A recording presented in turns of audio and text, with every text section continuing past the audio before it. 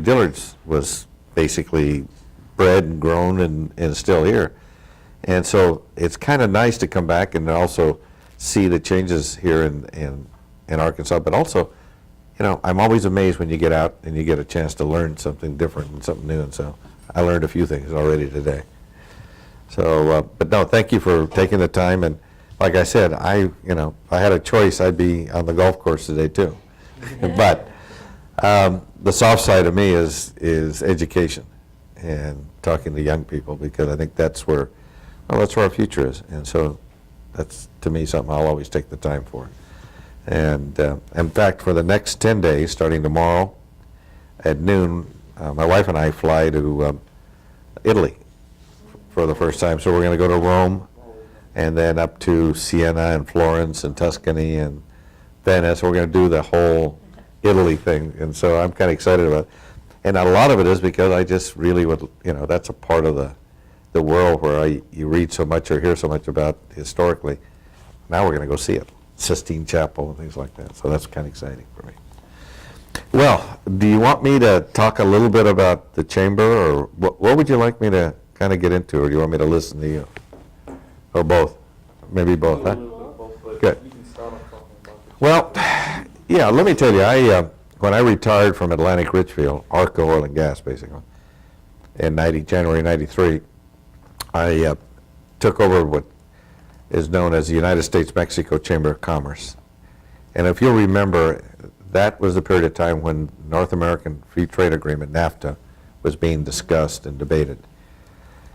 My doctorate work is in U.S.-Mexico political economic relations, and I say that only in a general sense. It's a little bit more specific. And the more specific areas are trade, immigration, and energy policy. So when I retired from Arco and said, this is the time that I want to do something I want to do, and so the opportunity to head up the chamber was presented.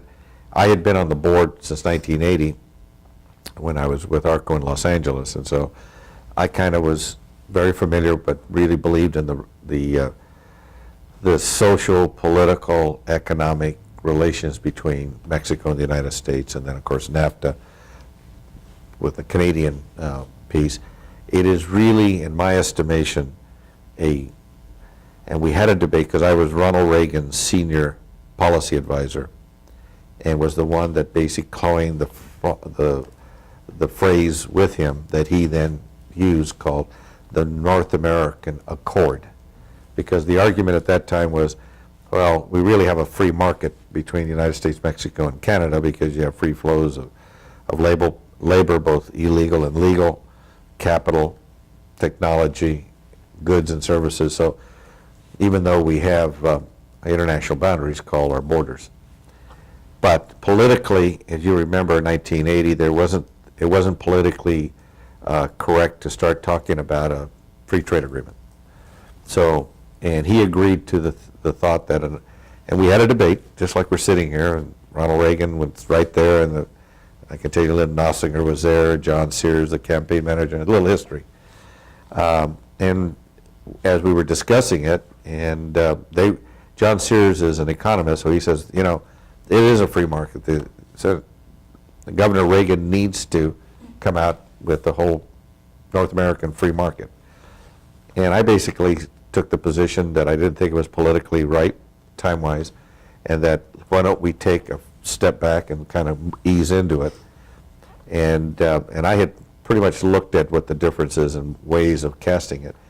And so we came up with the North American Accord, which means we agree to agree. Doesn't mean that we have a political or economic regime yet, but that we're agreeing to work together and go forward in the quote-unquote an accord. Canada, United States, and Mexico. From that, in 86, I think it was, 87, we had the first free trade agreement, United States and Canada, and then in 94, U.S.-Mexico, to then integrate the whole North American free trade. So that's a little history and why I decided I wanted to head up the U.S.-Mexico Chamber of Commerce, because I come out of industry and business. I've had 2 jobs in my life, basically. industrial engineer for Bethlehem Steel Corporation when I first got out of my bachelor's in industrial psychology from the University of Southern California. Went to work for 2 years with Bethlehem Steel as industrial engineer.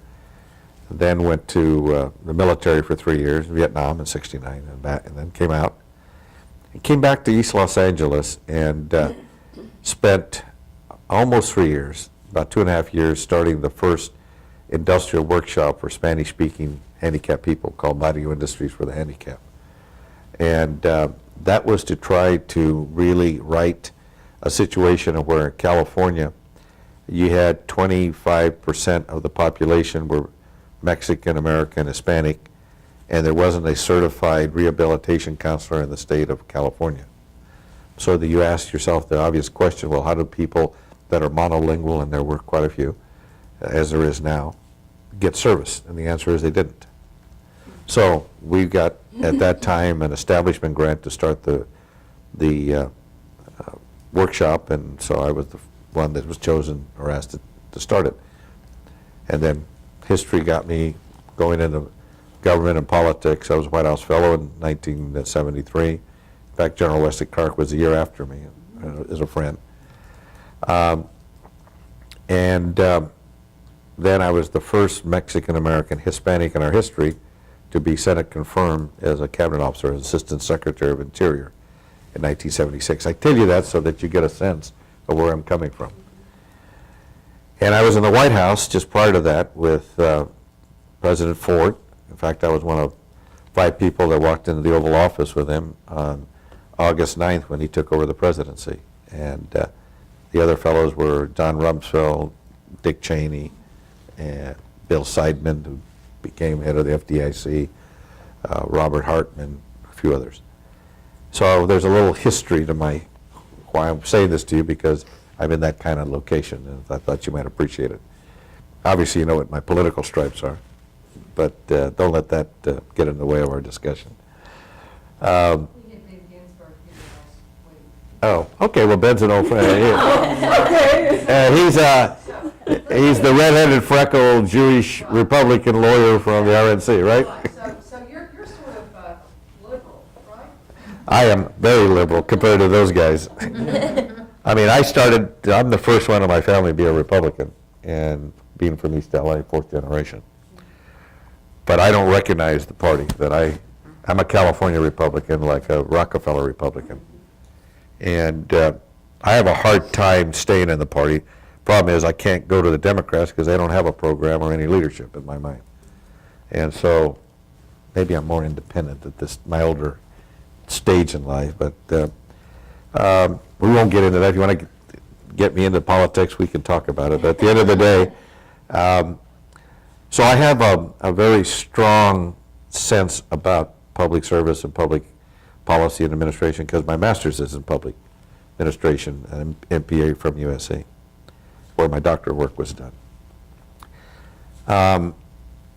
So then I, after leaving Washington in '77, came back to California, did a stint as a visiting professor of public policy and public management, and then went to work for ARCO. So that was my second major private sector job, and then retired in '93.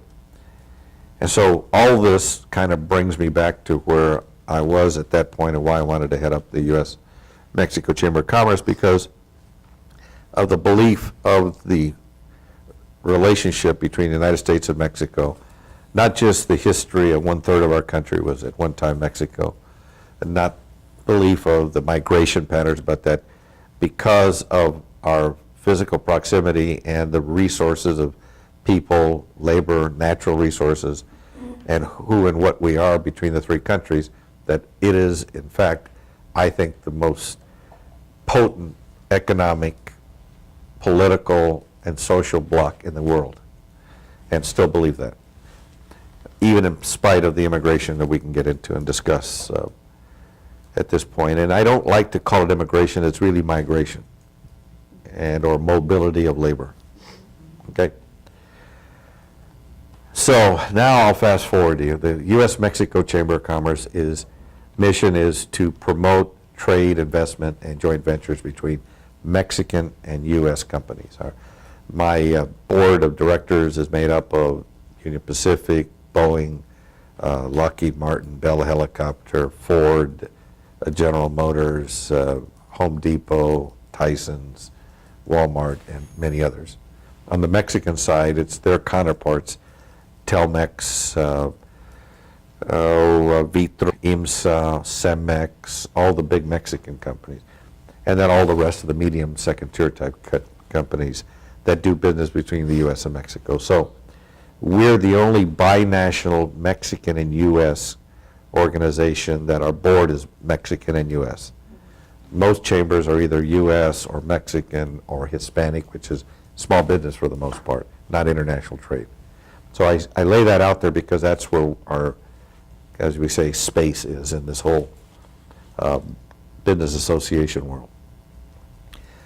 And so that means I come from a perspective of business, private sector, but having a very strong belief in public service and public policy. And how and why we were formed was, in fact, because there was a need back in the 70s when President Nixon and President Echeverria met to develop a dialogue and a two-way process between Mexican and U.S. private sector so that it could feed into the policy process on the public side in our two governments. And so David Rockefeller was asked to form the first board of directors of 20, and then a fellow by the name of Miguel Alemán, who's the son of the first civilian president of Mexico, who was just finished his tenure as governor of Veracruz. And one of his vice presidents, it was one of our chamber vice presidents, a guy named Vicente Fox, who's now president of Mexico. So that's our history, that's our legacy. The very first chamber in the United States was called the Mexican Chamber of New York. 1921 is now our New York chapter. So our legacy goes all the way back to the very first chamber dealing with Mexico. We formed a foundation in 1997, 98, 97 to be exact, called the United States Mexico Cultural and Education Foundation, it's 501c3. Chamber's a 501c6. And that was to deal with issues such as migration, immigration policy, environmental policy, workforce development, small, medium-sized business, supply chain integration, all of those areas that need to be looked at in the relationship in a North American context.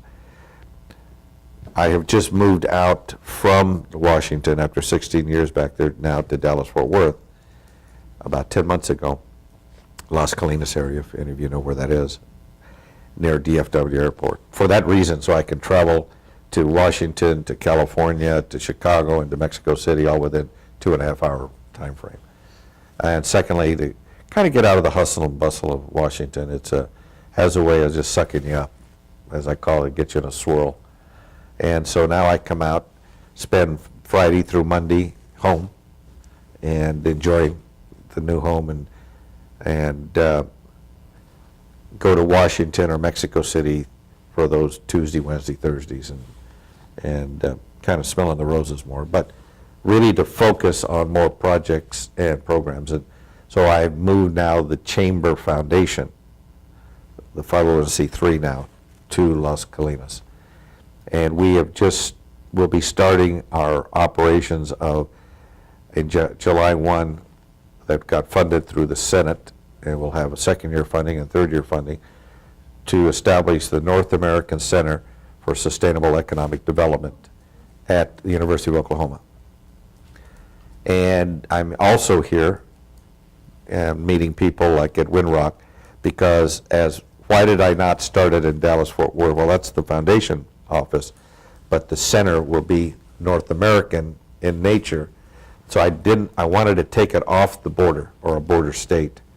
So OU, Senator Inhofe and Senator Bourne, who's a dear friend and president of the university, loved the idea, and so that's why we located it there. And so another reason is I wanted to reach the heartland. So that's why I want to reach over and tap into Arkansas,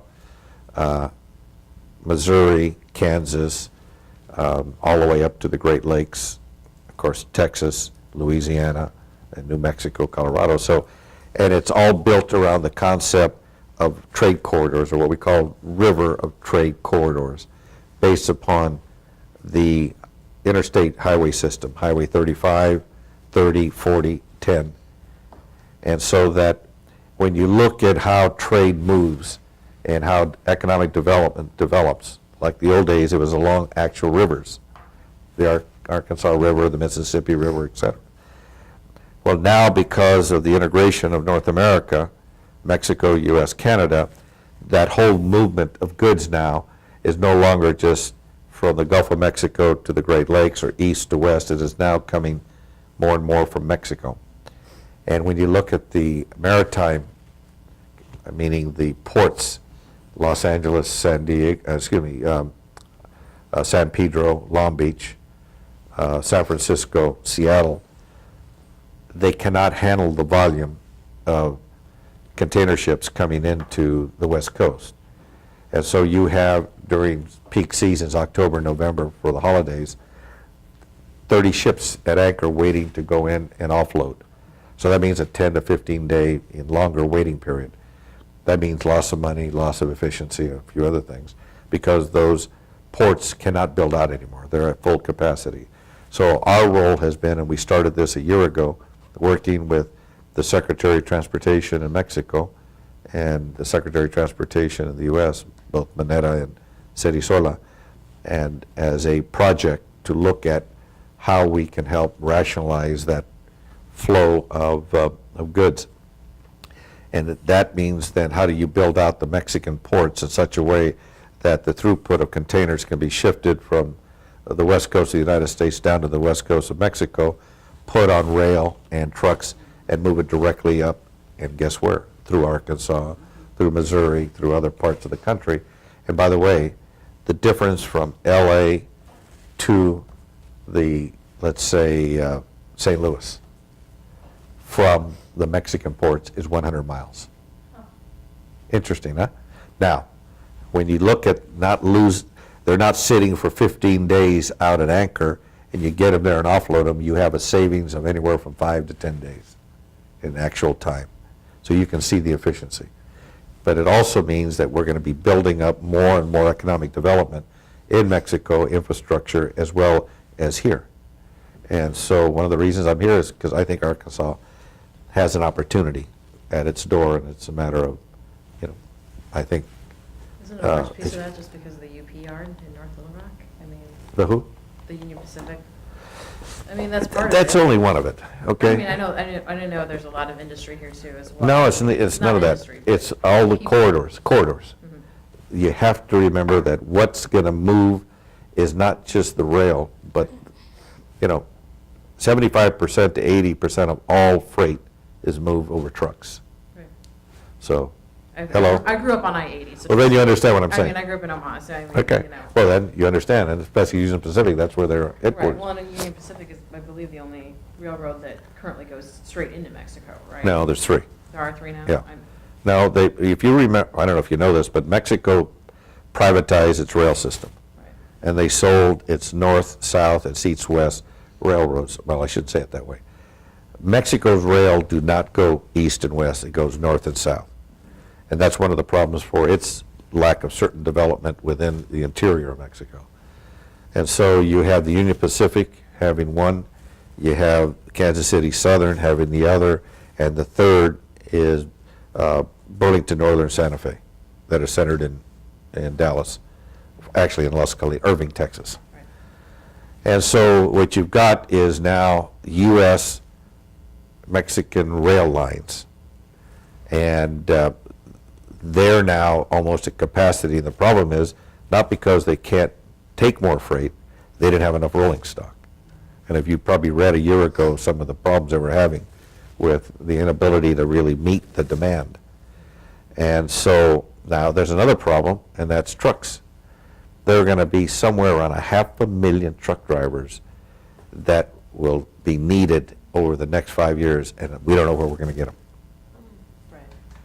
Okay? I have an idea, well, not an idea, maybe you've already thought about it.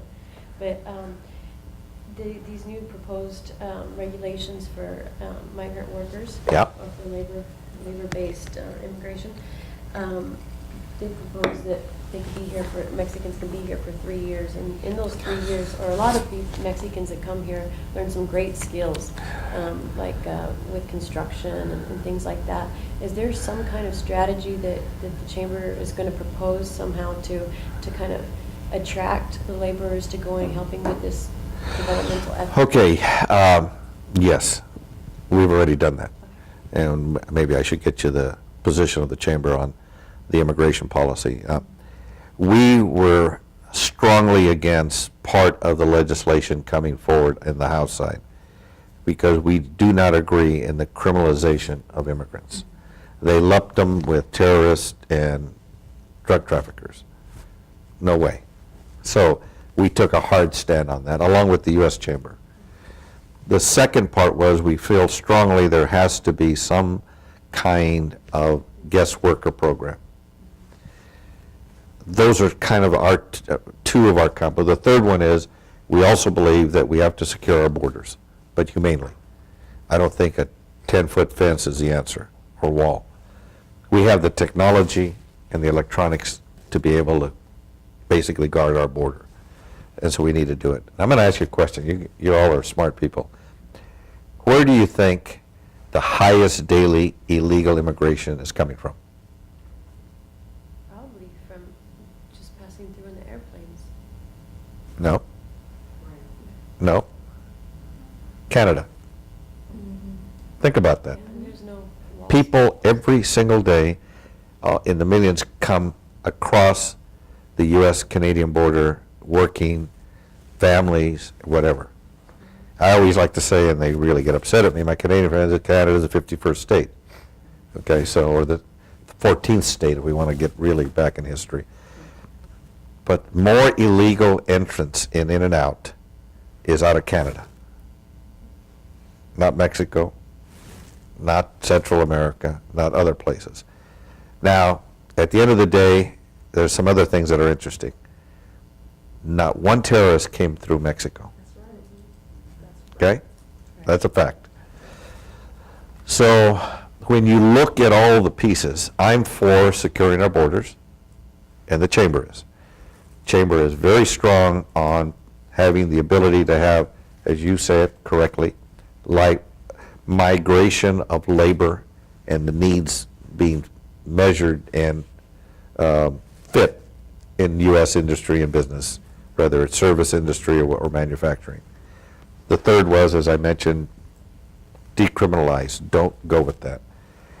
Now, the big question is, what do we do with 11 million people that are here illegally or undocumented? I make the distinction, because some people here got here legally because of student visas and then overstayed. Okay? Some actually got here illegally or with false documentation. So you have a mix of a lot of things. We need to do a census and know who they are and where they are. Secondly, what do we do with parents of U.S.-born citizens that are 2 and 3 years old? If they're here illegally, the parents, we deport them. How do we deport an American citizen? Okay? You just had a problem, I think, not too long ago here in Arkansas, Arkadelphia, I think it was. There's a good example. Where's the humaneness in that? There wasn't any in my mind. Okay?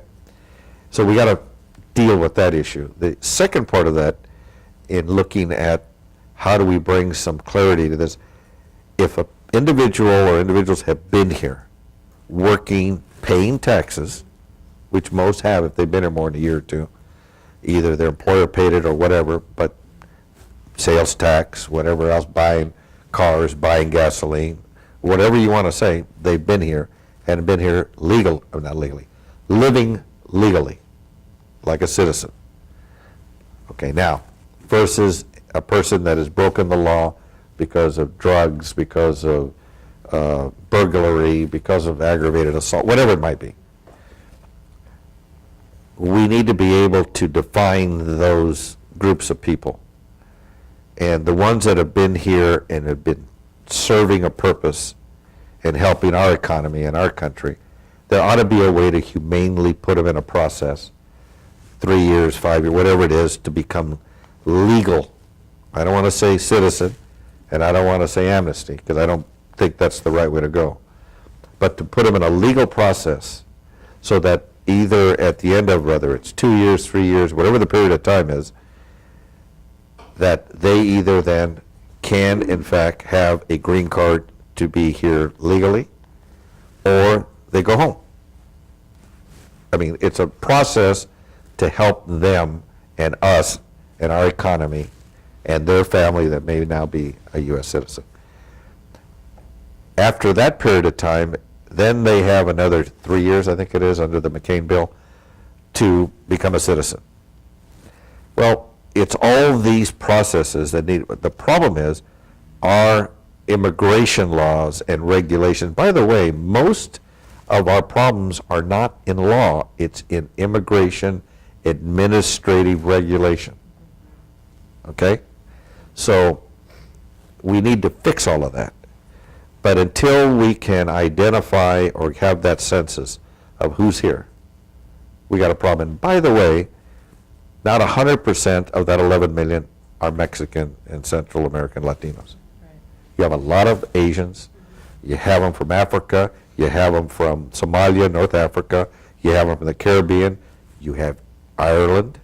You have Bosnians. I mean, I can go on and on. Okay, so you've got I would say a good 30 to 35% of the 11 million illegals are non-Hispanic or Latino. Okay, most of the 70% of the Latinos, 2/3 of them or more, are Mexican. So when you look at it, half of the 11 million is probably Mexican. Well, for obvious reasons, next door. I mean, so now what do we do? Well, I think the Congress has been, I mean, I can't even believe how inept they have been at dealing with this issue. And if you want to put a finger of blame, you put it right at the Congress. More the House than the Senate. I think the Senate has brought some balance of hopefully a law that will pass, because the Senate, I think, has got the right perspective as opposed to some of the, and this goes to Republican leadership that I don't identify with. And so at the end of the day, those are the kinds of things that need to be reconciled. I will predict there will not be an immigration law this year. No. Okay? But to make it, I mean. Okay, I'll stop there, now you can ask me. Go Because ahead. what I meant is, the reason why people come here is, well, for financial reasons, to try to make a better life, because there isn't industries going on there that they can apply themselves to, but they learn those skills here, and so some kind of incentive for attraction back, like through. Well, let's take a look at the kind of people that come here, okay? Let's start out first of all. The rural part of Mexico and the immigrants that are coming here represent about 40–45% of the people of Mexico, which is the preponderance of what's coming here illegally, okay? They're illiterate, they can't write, and they can't speak English. Put it where it's at. They come out of rural. And they're coming here from age 14 to their 20s. You can go to Mexico and find villages where there are very few men. But guess what? Those men are sending $20 billion a year in remittances. And so if you want to get really crass about it, we talk about Northwest Arkansas, where do you think they're buying a lot of their goods? Walmart in Mexico, they're the fastest growing. Secondly, Home Depot. Why? Because they're building homes or little whatever. And so that's what I meant. We cannot escape the interdependence. And so as the remittances grow, so do our U.S. companies grow in Mexico. So it's not that simple a thing. Okay, let's build. Sometimes I get a little upset and I say, you know what? Deport all 11 million. See what the hell it does to us here. Picking the lettuce, picking the tomatoes, the cotton, the service cleaning the bathrooms and hotels, and I mean, I go on and on. okay? But it's not that simple, because those same, let's say, well, let's cut off remittances. What do you think that would do to Walmart and Home Depot? They would be closing or not building as fast, or maybe not building down there, their operations. The other thing that's the interesting part that people don't think about from up here is, what has Walmart done? And Walmart's a board member of mine, so this is not a negative comment, it's a realistic comment. What has Walmart done to the little mom and pop bodegas in that community? Because they can't service the consumer, the Mexican consumer, that their man is sending, or mother is sending the money back down here so that they can go to where? Walmart, and buy Pampers and buy this and buy that. So when you start to look at the interdependence, it is very, very complicated and is very intertwined. And so it is to our interest to really get in and try to make it work. Now, go to your question and your point. September 6, 2001. Remember the date. I'm gonna take it down. September 6, 2001. 5 days prior to 9/11. I was in a meeting with President Bush, President Fox, Secretary Powell, and our group, and we established, and I was one of the 10 delegates appointed by our president and 10 Mexicans appointed by the Mexican president, to begin the Partnership for Prosperity. And the Partnership for Prosperity was about trying to help Mexicans in their communities in the lower half of Mexico develop economic development programs, industrial development, et cetera. Why? If you help them do that, what happens? People stay. Yeah, exactly. That's what we're talking about. In 1977, I was in Mexico City with friends of mine that were the key political economic advisors. There were 4 of them to President Lopez Portillo. That's my uncle. Really? Very good. Then you'll know Antonia Ugarte, who was one of the people, Ignacio Bernal, who were the, so very dear friends of mine. I sat there, Jaime Corredor is another one. They developed the first industrial development plan of Mexico at that time and published it. So, to give you some history, Mexico's been thinking about this for a long time. What do you think we would have done if we would have taken a couple of $1 billion that we've blown in Iraq, I don't mind telling you that, and put it to use in 1978 and 79, okay? Or even 10 years ago. And so we're as much to blame as the Mexicans. The Mexicans will tell you, you fix your system of immigration, then we can help that happen on our side. But as long as yours is broken and they keep coming north, how in the hell are we going to stop it? And there's another side to it. Why should we? You talked about, Did I answer your question? Yes. Okay. you talked about how it's the regs that really change a lot of how we By the way, enforce. Lopez Portillo, right? Yeah. You have his eyes. So my grandma inherited. Okay, see? I remember what he looked like very well, because I've been there many a time in Los Pinos. Anyway, go ahead. You talked about how. But he had too many girlfriends, by the way. All the men in my family. I was going to say, that must be a theme of your family, Nancy.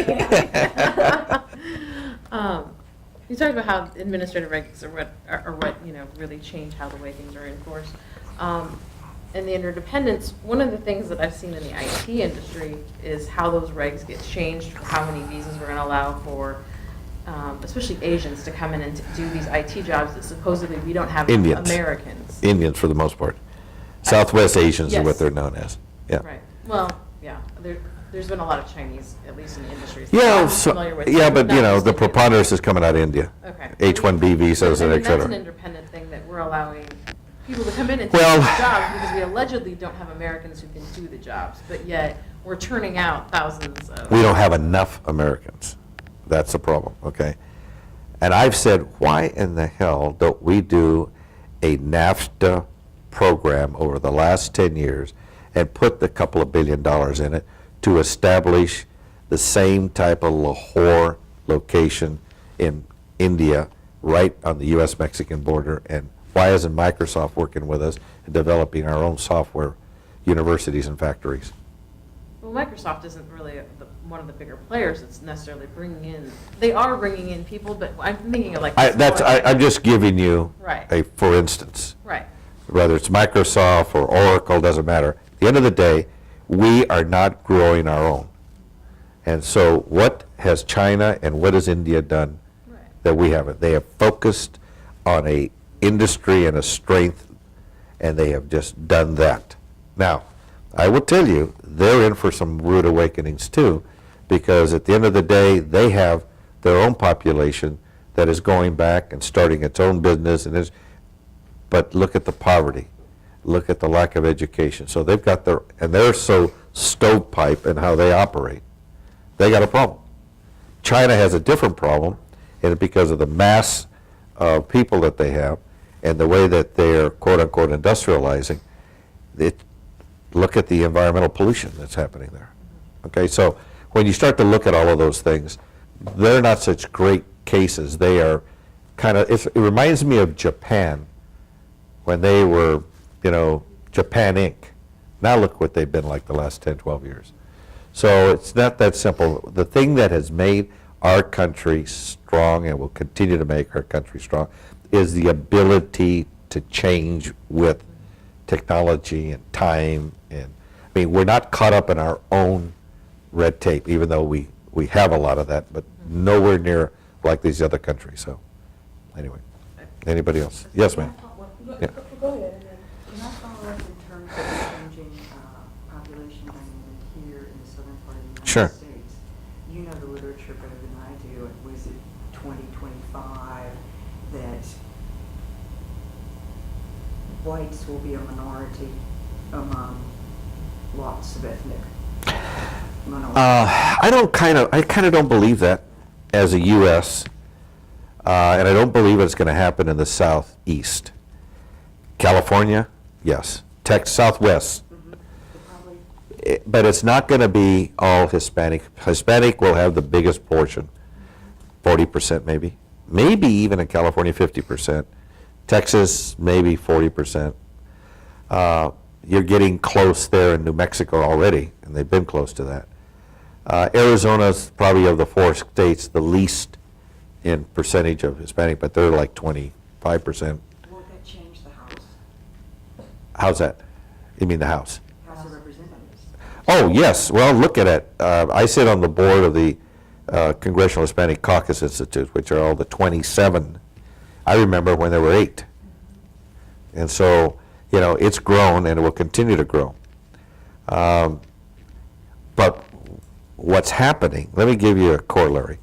Let's take Arkansas to the Atlantic, meaning Arkansas, Louisiana, Mississippi, Tennessee, Kentucky, somewhat, Virginia, Georgia, and Florida, all that swath. 200%, and in some states like Georgia, 400% growth of Mexicans. Okay?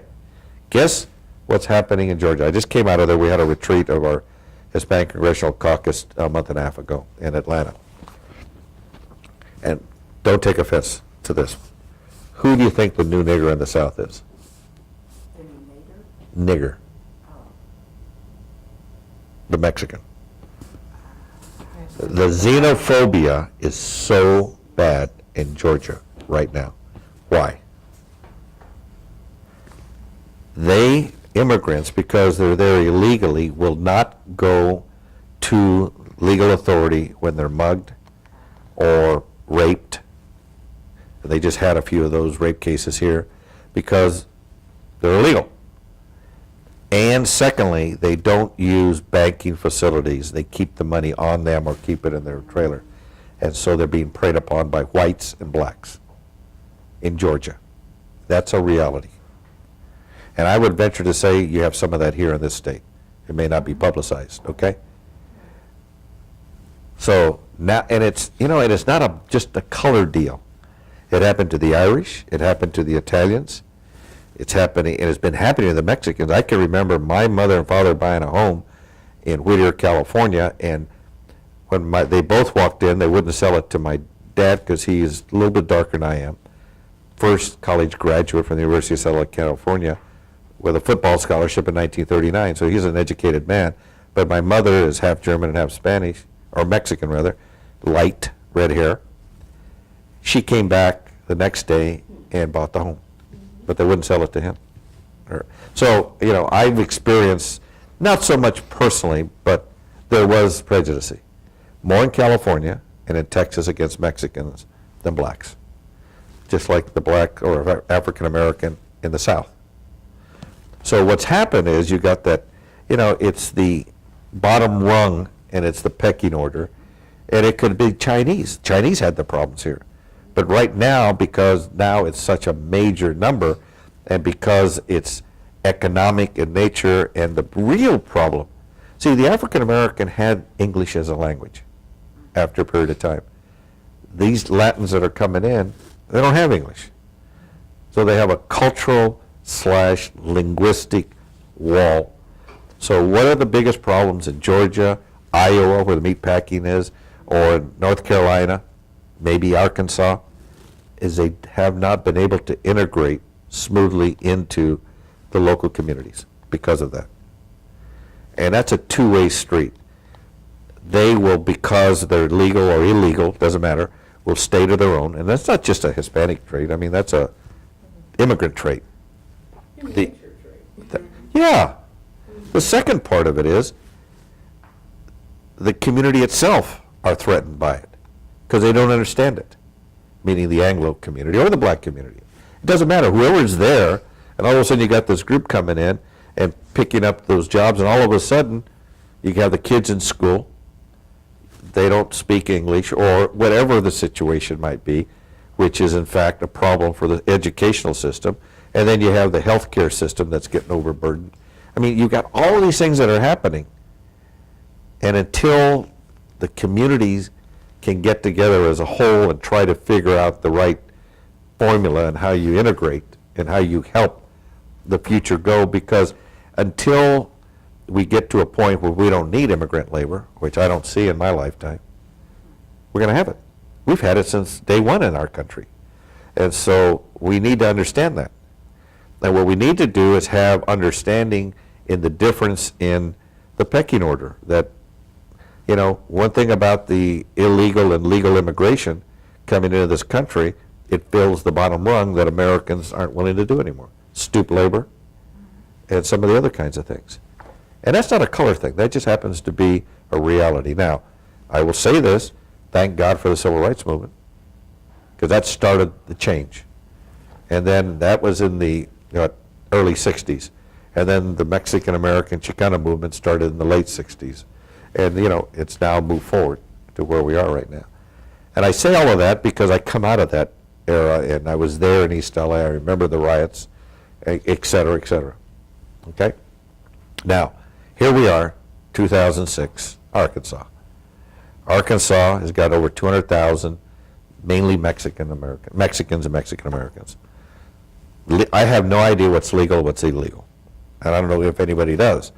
But the first thing that the state of Arkansas and these local communities and the corporations and companies that hire them need to be doing is finding out as best they can, and we have the technology to prove it up, who's legal and who isn't.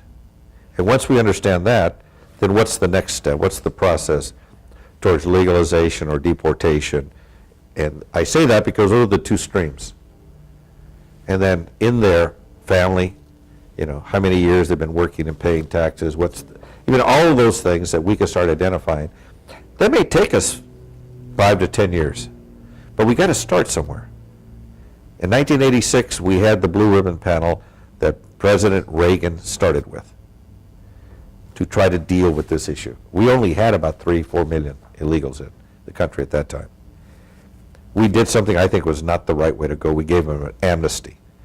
For the next year, anybody that's illegal can come in and sign up. See, I think we sent a very clear message to Mexico and other parts of the world that, oh, I can go illegally and they'll have an amnesty eventually. BS. Should have never done it. Should have done the process right then and there, start the census, start the identification, start people in a legal process. Bad people, send them out. But we didn't do it. That was 20 years ago, 1986, 2006. Just understand where we are now, 11 million people later. Yes, ma'am. I'm glad you went first. And I'm trying not to be long-winded because I It's all right. hear so much. But I think that, like the statement you made earlier about Mexicans being the new niggers, Mexicans are the old niggers just like black people are the old niggers. Thank you. And I'm offended at that. I'm offended at all of it. You And should I be. think that all of us should be offended at it. Thank you. And when we look at the history, like you identified the civil rights movement as being something that kind of maybe reached its height or started in the 60s. It was really way before then. And we had an opportunity to go to Helena, West Helena and visit the Delta Cultural Center. And they have this picture. Is that Montana or Helena? Here? Oh, okay. Because I got a story about Helena, Montana for you. Pictorial exhibition from Mr. Johnson, who was a longtime photographer there for years.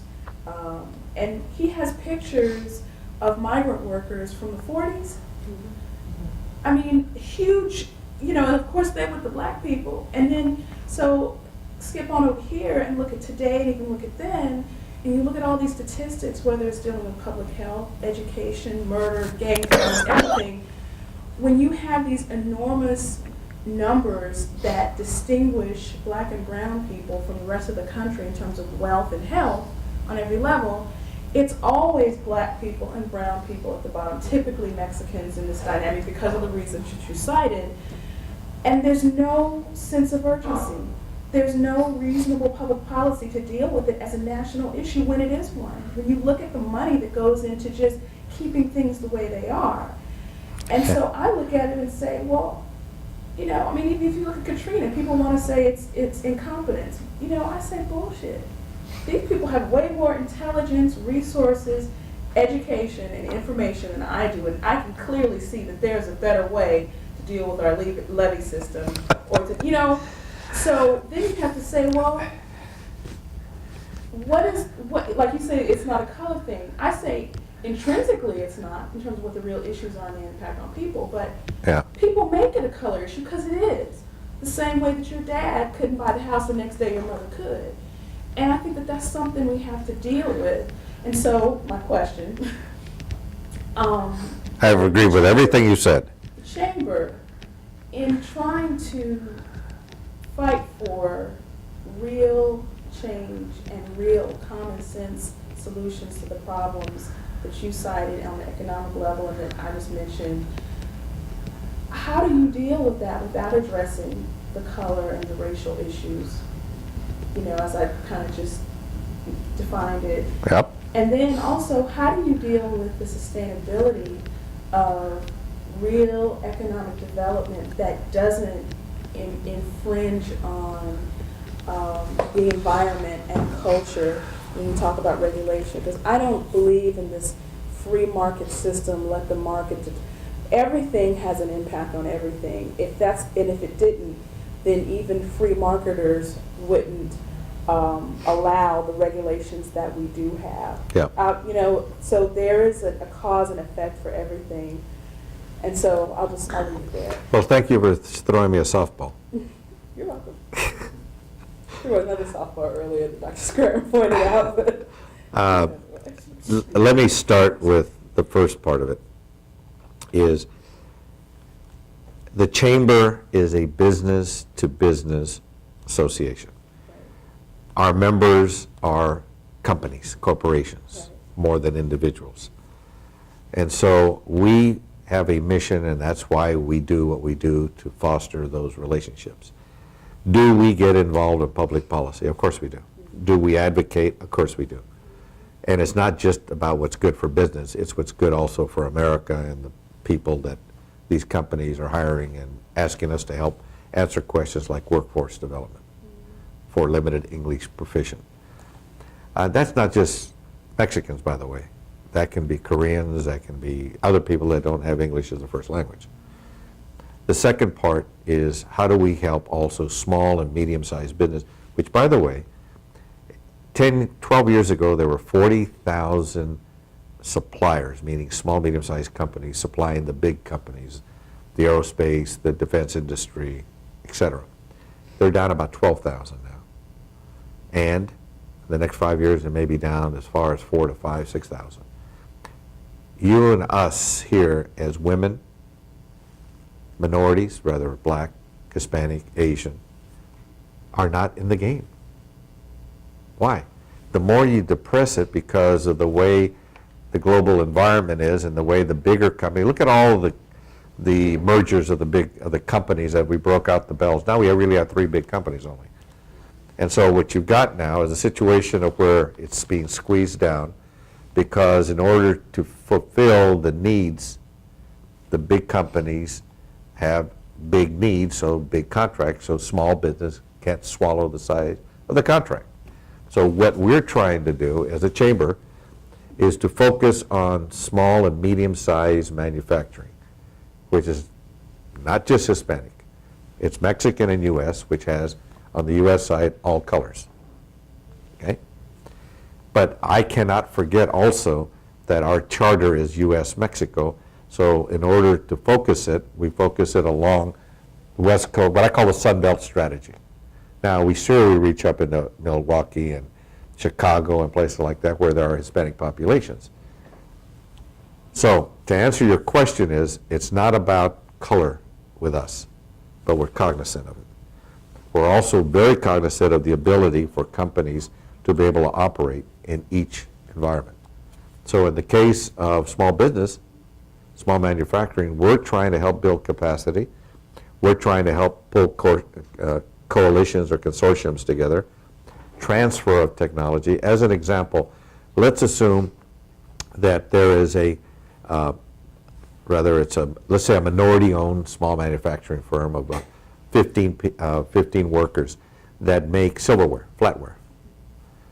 And if we can help them transfer technology so that they can make the nose cone for a certain kind of small missile, and they can now become a 200-person company because they're going to supply Lockheed Martin or Raytheon or whatever, that's where we need to go. Because then we need to preserve that small, medium size. Because if you remember, I can remember 10, 15 years ago, 20 years ago, that 85% of all of the jobs created in the United States were from small business. It's no longer 85%. Can I just interject something Yeah. right there? Even with what you're saying about small business, when I think about women in the past and even the present day, and minorities attempting, say, to get a loan or Access to get capital. licensure, Yeah. insurance, to get land that's affordable or at affordable price, to build a factory. Yeah.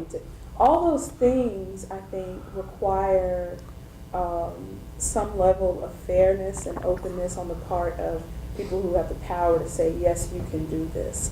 It's not just, I want to do it, I have the money, I have the education, so I can go and I'll do it and nobody will get in my way. Because now Yeah. you're talking about competition. Yeah. And you're talking, the threat of there being these structures to protect me once I get in. Yeah. So there are barriers that exist to keep me from getting in.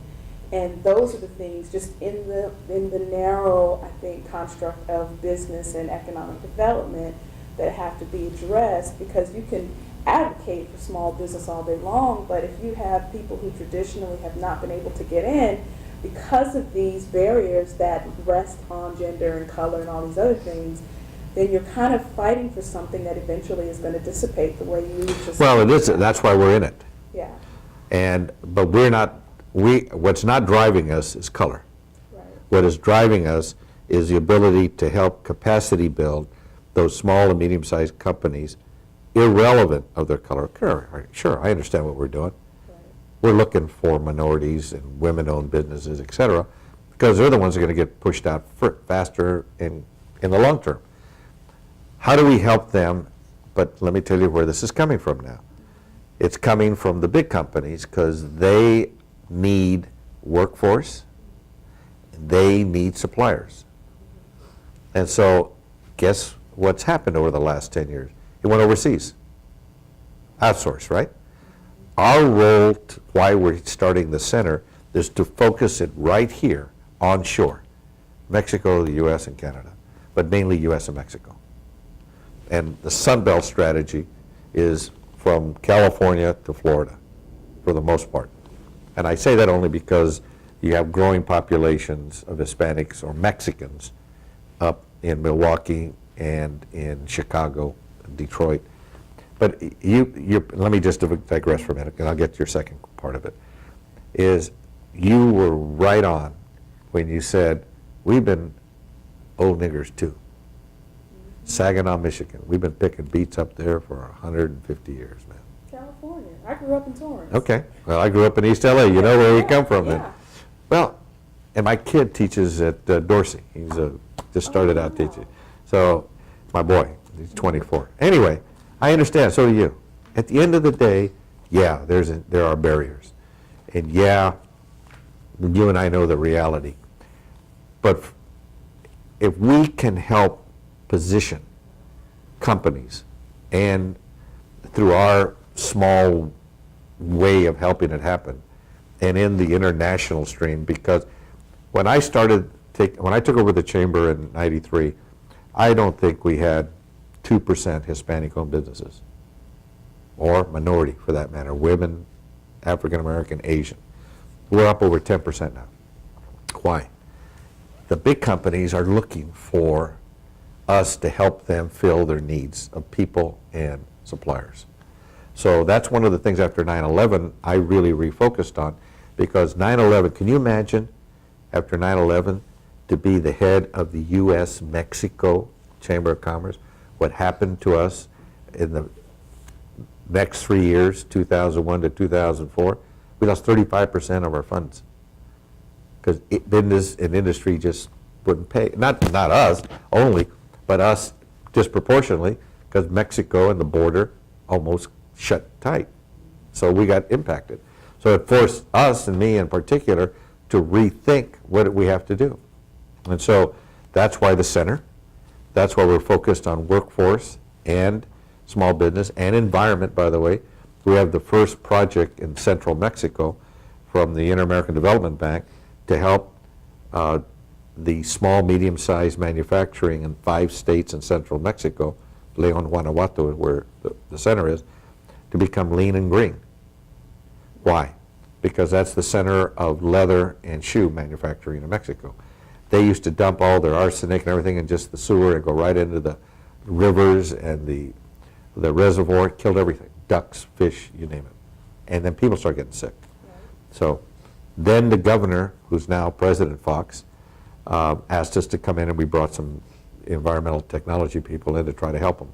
And so from that, the American Development Bank funded us $1 million over 3 years to start the center to help small, medium-sized Mexican business. Well, take it to the next level. What we're doing at OU at the Center for North American Economic Development is to be able to do this eventually and then go this way. That's why I'm here in Arkansas, because I think there's a real opportunity to do some of that thinking. Now, I have a choice, and I'm going to look you in the face and say to you, I can get caught up in civil rights and color and ethnicity, or I can try to go at it from a political economic. I'm going at it from a business political economic. I'm being straight up with you. But do I forget what my last name is? I know you don't. Okay. You can't. So you understand, okay? But there are a lot of good people out there of all colors wanting to help and make it happen. And so it's our role to try to bring that to the forefront to many of these companies and corporations. So that's my answer to you. And we're trying to figure out how we connect up. Now, one of the questions that was asked to me earlier, oh, are you going to put an office here? I says, no, I want you to do it. We were over at Windrock. I went, you're the local content. I have the national, international perspective and connects. But I don't want to come here and build it. It's better if you build it here. My 10 offices or chapters in the U.S. and in the 6 in Mexico, I do not take a penny from them. They build and get all their own funds from their local membership. I control the reporting, I control the payroll taxes, I do the hiring and firing, but I don't run it every day. It's up to them. So it's local content. That's what makes me strong, meaning me as a chamber. And so that's the concept. So now we're in the next level of trying to build the connects and the strategy where we want to go and the vision. Now, the second part of your question was, About sustainable Okay. economic development. Right on. looking at regulation. right on, right on. That's why we're calling it the North American Center for Sustainable Economic Development. Because we want to start bringing together to set up this whole new competitive model, because you and I, as minorities, aren't going anywhere if we cannot be competitive as a nation in the global marketplace. Right? Okay. So if we can start to focus on how does this new North American sustainable economic model, which makes us more competitive in the global marketplace, which means I'm not fully free market because I'm trying to manage that process like we need to manage the migration flow. So we're trying to deal with that. And so what we're going to be doing is convening at OU, up at Kansas City, one down in Dallas-Fort Worth, hopefully here in Little Rock, colloquiums of bringing the private sector, key players in that have a stake, whether it's the Walmarts or Home Depot in Atlanta, the academic community, the laboratories like Los Alamos, like Sandia, like Berkeley and Lawrence Livermore, a lot of the great minds, Caltech. Private sector, nonprofit sector, international, Mexico, U.S. And start to come together and start talking about how do we really make this quote-unquote North American sustainable economic model be something real. I don't have the answer, but what I'm going to try to do is put people around a table, and I'm bigger table, but get us together and start trying to focus, and from that, to get the proceedings out so that we can start to develop a vision of where we're going. It's the same damn thing that India did to where they decided they were going and where their government and their private sector started going after it. Same thing in China. Well, why in the hell can't we do it? So in my little world, that's where I'm going to be spending a lot of my time, because the foundation, which is a 501c3, can receive funds. They're tax exempt from corporations, can get grants from government, and then we have the 10 offices and the 2,000 members in both countries and 6 offices in Mexico to try to be the executing or the network of those projects and programs. But I need to have Arkansas, I need to have Oklahoma, Texas, California, but not the chamber, the organizations that have a stake that can take it and give it the sustainable economic development. Now, stop and think what you asked me and take it to Mexico. Same thing. That's where I'm going. So that's my answer. I'm going to try, and I think we can put a dent in it. I'd like to share one little thing. Yeah. You don't even have to respond to it. And the reason I brought that up is I think you sit in such a powerful position because of your role in your party, who's in power now and will stay in power even if they don't maintain Go around for a while, seniority yeah. in the chambers of Congress. And then you're in a role where you deal with kind of government and you deal with people with money and in business. Mhm. All of that. Yeah. And so when you look at these other issues that impact that, plus life in general of people, as race and as environment and fairness and wages and all of these other issues, I just think that I don't expect that you would play the role of Common Cause or NAACP or Urban League. No, they have their roles, Right. and Right. I'm playing in my space. So, but the only thing I am suggesting Yeah. is that information is your friend, and when you have the audience that other people don't have, I guess the best thing I can do is give you an analogy, because I could never tell you anything about economic development. But I sit on the Arkansas Minority Health Commission, and it's very difficult to tell a state of over 80% white people that public health disparities as they impact African Americans and Latino Americans is state issue. that it's something that you need to address. It's hard to do, to deal from it directly from an issue about color. But when you start saying, hey, we did a study, look at these numbers. Look how much money we spend on diabetes-related issues as they affect African Americans and Latinos in the state of Arkansas. Disproportionately more. Right. And so that's why it's a state problem. If we bring this down, we save this much money. If we bring this down, you know, it impacts your employees, how much time they take Yeah. off, whether or not they die, all of that. And I think just in the context of it being a public health issue, I think that's the way we approach it. So in the same vein, in the context of economic development and a chamber issue, you don't say, well, you know, racism is a problem, we have to address it as business people. Well, no, we all know that. But I think we can say, well, look at what's happening here in this region. We can, and it hurts us, it hurts business, and we have some ideas on how we can reverse that. That's all. Well, no, you know, let me just say this to you. Can I say something? Yes, of course. That is precisely the way that the immigration reform issue has been taken up by the Chamber of Commerce. And that's precisely the way that we've been so successful and we've been here. We're at the point we are, even if it's not a perfect point. But we'd have never gotten there if we would have not had an economic analysis and the Right. support from the U.S. Chamber and the U.S.-Mexico Chamber on this issue. So, you know, you want to change things the economic analysis way.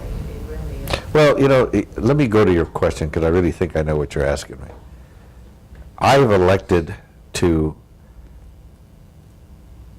not only look for it, but have really sought to be, I've been the first of a lot of things, okay? You look at my background. And it's because I know by sitting at the table of Tyson's board, my brown ass is right in front of them, and they get it.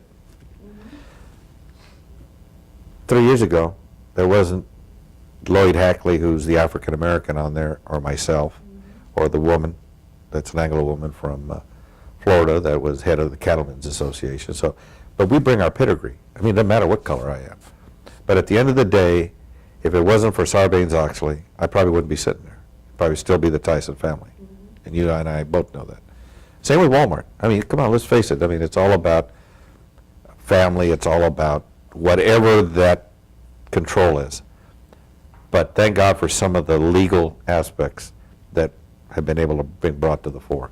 The second part of it is, I adopted an attitude a long time ago when I was getting my master's, just like you guys are, and ladies, in public policy and public administration, that I elected to make change from within, not from without. Now, change from without are the demonstrations, the walkouts, the boycotts that'll probably start on May 1st and whatever. There's all kinds of ways to get people's attention and hopefully get change.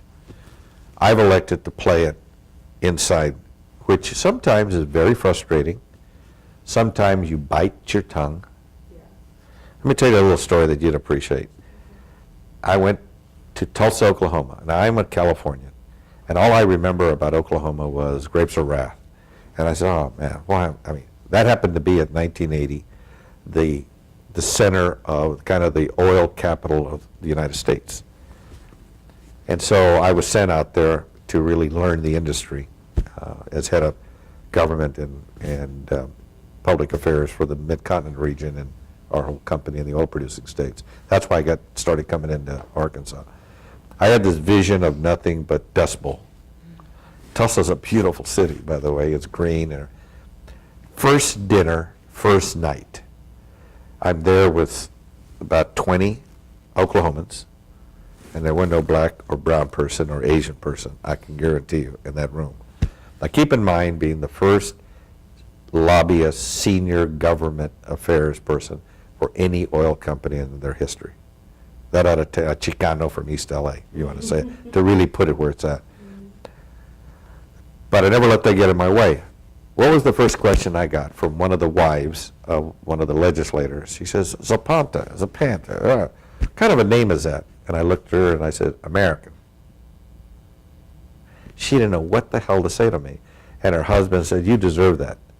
Well, the point is, every time that has been ever said to me, I've always said, hey, you know, I can either stick it in their ear or I can just shine it on. Or another time, I ran for Congress in 1978 in Whittier, California, Richard Nixon's old district.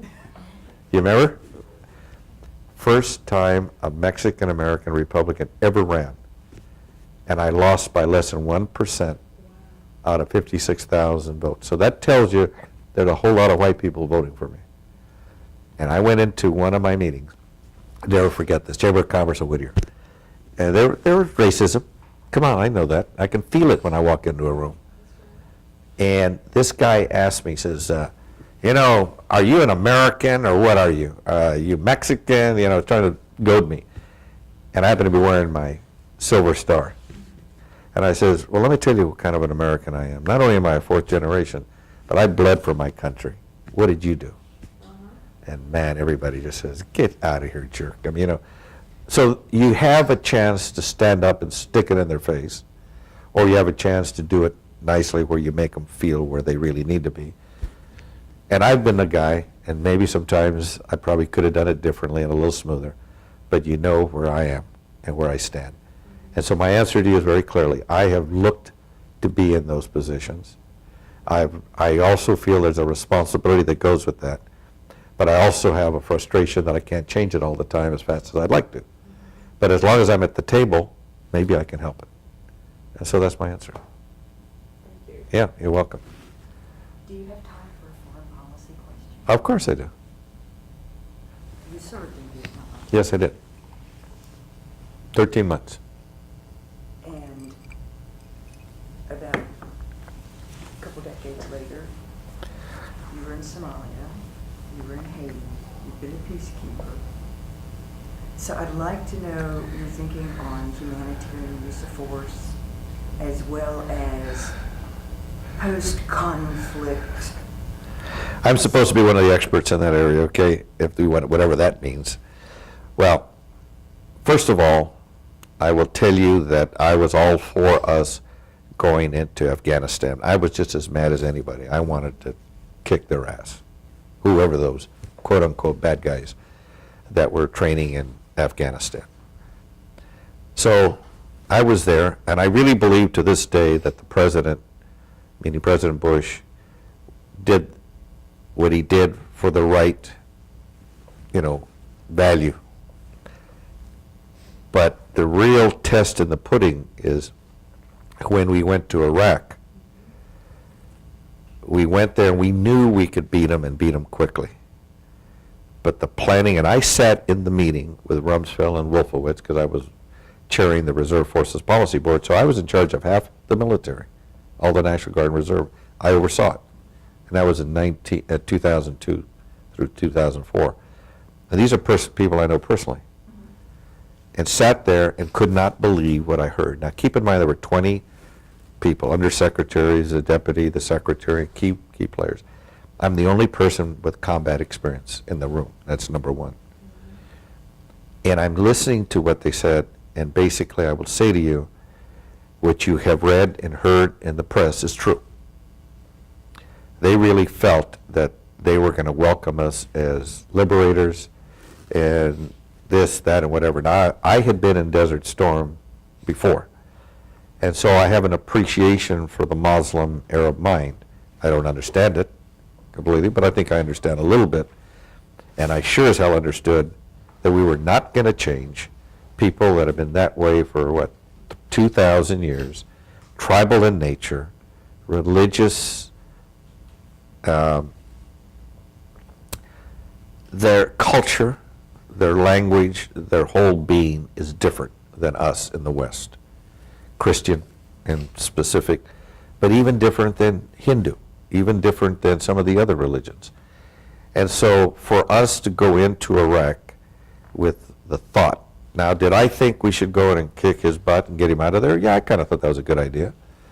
But I didn't think it was a good idea the way we did it. Because we went to, and I was one of the ones that advocated that we should have at least double or triple the force.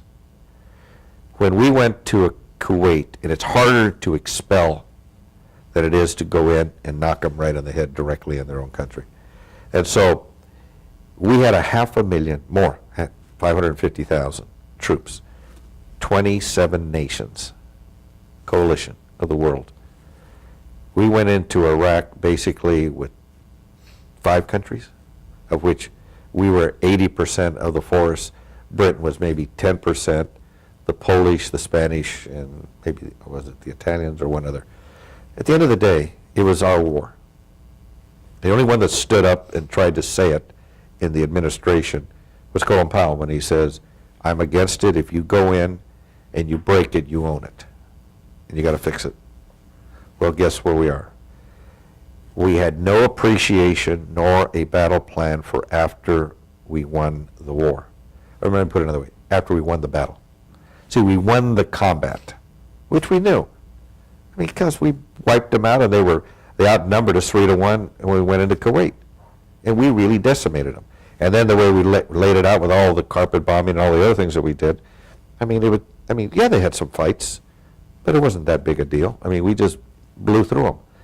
The mistake is that when you fight a war and you're going to get into their country, you better have the depth behind you so that as you're moving forward, you have your troops and other units that are maintaining and consolidating and in controlling population that you've just taken. Okay? We didn't do that. And so when you get to post-conflict humanitarian or peacekeeping or all the other non-combat functions, we had no plan for it. And where I have differed, I left at the end of my tenure, 3 years. Could I have been reappointed? Yes. I didn't want to be reappointed because I disagreed then, I disagree now, what the decisions that they made, and particularly the secretary. He would not change.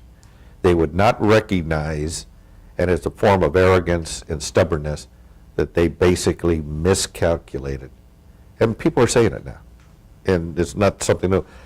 But I really have to tell you that because we didn't do what we had to do, civil affairs, post-conflict consolidation, all the kinds of activities that you have to do once you take on the responsibility of taking over a country, whether we liked it or not, we didn't understand their politics, and we didn't do the kind of thing that had. Now, there's an argument to be made, the more troops on the ground, the more you can get killed and hurt. Well, at the end of the day, yeah, that's true now, but if we would have done what we should have done with 350,000 troops, control the insurgents as we blew through them in the southern half, we didn't have to worry about the north. We knew what the Kurds were, and the bad area was the Sunni Triangle. So we knew that. It's not rocket science. Well, we didn't do that. So now we're trying to put the genie back in the bottle, and it ain't going in. Really simply put. So what have we done? We have created an environment for, call it a training, live fire exercise for all the terrorists of the world. We've given them a cause. We've given that part of the world a reason to hate us more. I don't really believe most of the Middle East hated the United States. They may not have liked some of the things we've done, like our friendship with Israel, etc. But at the end of the day, we've created that enemy in a way that unfortunately is going to be with us a long time. Now, where are we? We can't leave. You just leave because for all the reasons you know and you've heard. But something's wrong if we can't get their own country to establish their own parliament and their own government, etc. Now, do I think we're in a civil war? Yes, they are. Secondly, do I think they're going to pull it together? The answer is no. Why? You have 3 very distinct factions supported by 3 very distinct groups. Iran with the Shia in the south, Syria with the Sunni Triangle, and the Kurds, their own players. And if the one place that is pacified is in great shape is up in the north. okay? So we got a problem that I think will be hung around this president's neck for the rest of his time and beyond. And that's unfortunate, the legacy that he has brought upon. That's $500 billion that could have been Katrina, could have been to Mexico, could have been to a lot of places. Now, I have to tell you, the hardest part about it is I'm 150% behind our troops, because I led those kind of people. And I led it under combat conditions, so I understand why we have to stay and support their issues, lead them. But do I believe that we're doing it in such a way that we're going to be able to come out of this hole, and that country will be put in a way that, we kind of hope it'll be the way we like it? I guess I really don't believe that, and that's the sad part, because we've lost 2,300 plus young people. I've been to Walter Reed. I've walked those halls watching those young people, the age of my son. My wife's been there with me, and let me tell you, seeing those kids with titanium legs kills me. It makes me pissed off at our leadership. Mainly the House of Representatives, because they have shirked their duties, but also the administration. And then I'm seeing for the first time in my life, I retired 36 years in the military, active, 3 years Vietnam, 2 years during the Gulf War, and the rest National Guard Reserve. First time I've ever seen women walking with titanium legs or no arms. And that bothers me, because that's new to me as a combat leader. And that's very tough, because I have 2 daughters too. So you have to understand, I have very strong emotions, but at the same time, I also have to support those young people out there. And you could ask me a question, do I agree with the 6 generals, and I know most of them, that came out and basically said what they said? Yeah, that's their right. They retired, they're no longer in uniform. If you're in uniform, just like I was by the way, I was only Hispanic at that level. I was at an undersecretary level. And when I left, there still was no Hispanic or black. So that's another issue that I've had. And so when you're at that level, and you understand that you really don't agree with it anymore, you have a choice. Either shut up and continue to do the job and swallow whatever you're swallowing, or leave. And I won't. Okay? But I finished my tenure, and then I made that call. Now, these generals have the right, yes. If you're in uniform, you cannot do that. You must leave the service, you must retire, or you break down the whole system of uniform civil patrol. And I'm a very strong believer in that, and that's the change for me. Is that the same Rumsfeld and Cheney that you knew during No. the Ford administration? No. What's the difference? Age, I think they should have left. He should have left a year ago, a year and a half, at the change of administration.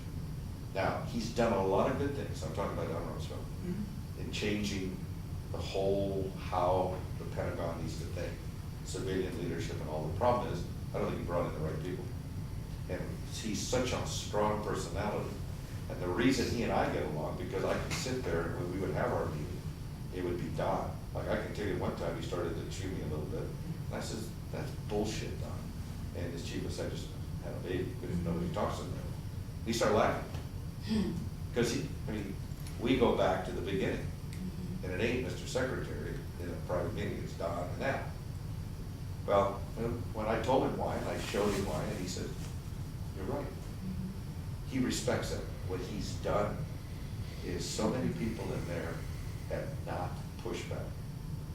And they've become what I call sycophants. And I told him that. At the end of our meeting, I'll give you a little tidbit of what it's worth, because there's a really human side to it. As with all these people, they're not all horns, you know. He said to me, you know, Al, he says, I don't get a chance to see and meet enough of my friends or have this kind of dialogue. He says, this job needs me. Okay, that's all he said to me. Just he and I by ourselves, but I thought really helped out. that's an insight to a guy that there is a heart there. But, you know, when I saw him in Cheney, and I'm talking, we were there in that core group. Young, brash, smart, somewhat arrogant, but pro-black and Hispanic. First major head of OEO, Office of Economic Opportunity, brought in the first Hispanic and black deputy director. So he's not a racist, but his people are insensitive and are doing a disservice to him, just like I think they're doing a disservice to the president. Cheney's a little bit different. Cheney's a Wyoming guy. Don is from Illinois, grew up with Mexicans and blacks. Cheney is what I call the curmudgeon group. Or GW is more of the swagger cowboy. He wants to be the cowboy, I like to say, okay? So, anyway, I'm gonna stop there because I didn't get me really saying things I probably. But answering your question from foreign policy, we are trying to remake the Middle East, and I don't think we did it the right way. We're going about it the right way. Are we trying to do the right thing? I mean, for the right moral reasons, yes.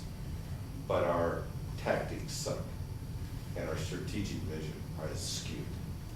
And I blame the leadership in both the administration and in the House. And somewhat, not so much in the Senate. I have more respect for senators in the US Senate than I do for Congress. Because at least they bring, and if you look at the immigration debate, where's the civility? It's in the Senate. And so I think that's where the good part of all that is. But, you know, we have a way of always muddling our way out of things, and hopefully we will. Now, ask me another question. Would we be there if there was no oil in the Middle East? No. Thank you. Absolutely not. Well, Okay.